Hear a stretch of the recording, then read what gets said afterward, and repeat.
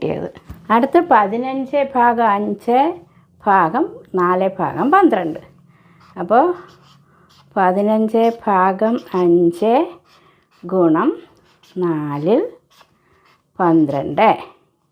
ഈ 5 3 പ്രാവശ്യം, 4 3 12. അപ്പോൾ 3 3 കൂടെ ഗുണിക്കുമ്പോൾ 3 9. അപ്പോൾ എല്ലാവർക്കും ഭിന്നസംഖ്യ ഭാഗിക്കുന്നത് എങ്ങനെ എന്ന് മനസ്സിലായി.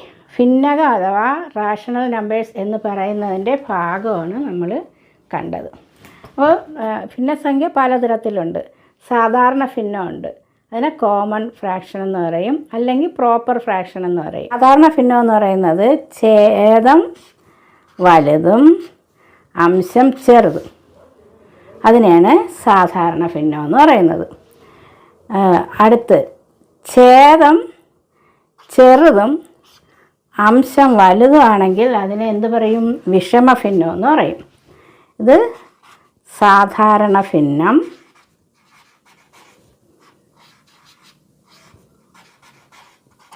അല്ലെങ്കിൽ കോമൺ ഫ്രാക്ഷൻ. അടുത്ത്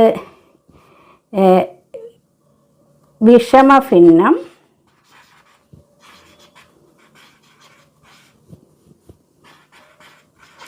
അല്ലെങ്കിൽ എന്ത് പറയും?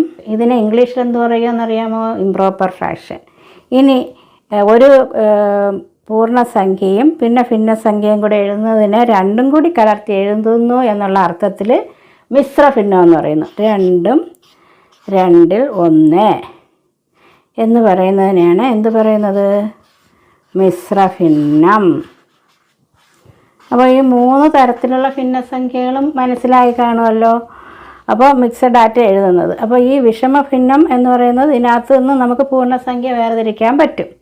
അപ്പോൾ ഇത്തരത്തിലുള്ള ഭിന്നസംഖ്യകൾ കുട്ടികൾ മനസ്സിലാക്കിയിരിക്കുക. അതിൻ്റെ ഗുണനം, ഹരണം, കൂട്ടൽ, കുറയ്ക്കൽ, ഇതൊക്കെ